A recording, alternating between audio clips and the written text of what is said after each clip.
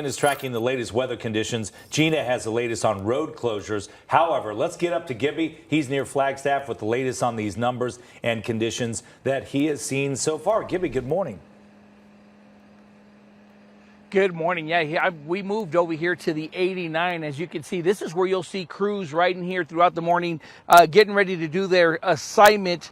To make this the priority, you know, I have to tell you, we have new numbers now. The pipeline now close to 23,000 acres with 30% containment. And they're telling us that the haywire is at 5,000 acres with zero containment, and at least 500 personnel with more on the way, all trying to get a handle of this fire and take advantage of the wind for the next couple of days. Crews from all over the state and region got their marching orders for the day, where they are trying to take advantage of this weather, where they're going to use the 6 helicopters and the 2 tankers to help them out. They were very instrumental in yesterday's attack on the fires. They were also able to make good headway and hoping to do the same today.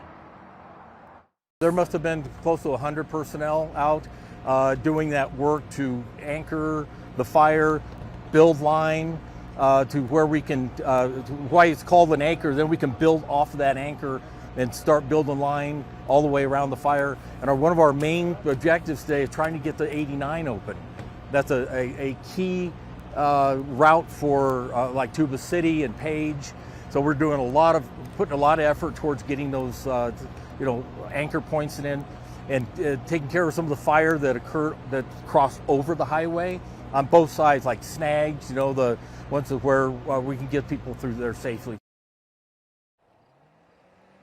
Yeah, so they're expecting a Type 1 crew here tomorrow. The Type 2 crews, though, and the Type 3 crews have really done a fabulous job out here. And Ian, you've talked about it, so I wanted to show the folks what you've been talking about all day. Take a look at this smoke over these homes, just the conditions that, even though they have been let back into their homes here, look at what they're living under. If they have animals, if they have kids with breathing problems, it's pretty heavy out here. The only good news with this is that it's the reason why they're evacuated. You could see how close it came to them and how scary it was for them to get out here. Now that they've been let back in, they're in a set position. The other thing is they also have someone from Burr, which means they're going to come out here and see where the flooding may take place if there are rains. That way they can tell these folks what to do in case that happens. Yeah, thanks, Gibby. Can you smell more smoke today compared to yesterday? A lot more. It sits down a lot more today than it did yesterday. Yesterday, even though they were calm, it was up in the air. Look how further down it is. We didn't see it down like this. And as I step aside here, you could just see all through the valley here, all through these homes. Look at this. Look at how it's sitting down inside the homes here. Before it was up in the mountain. Now it's sitting down into these neighborhoods. Yeah, it's not good, but it is good because that means there's very little wind and it is allowed to congregate kind of at the ground level.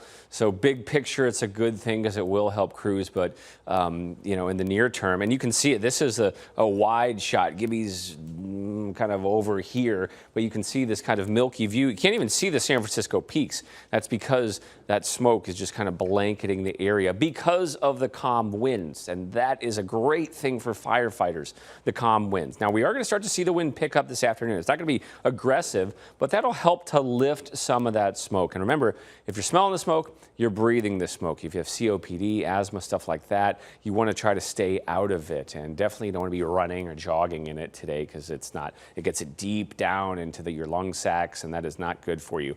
10-mile-per-hour winds, that's what we're looking for later on this afternoon. That is great. That is not a lot of wind.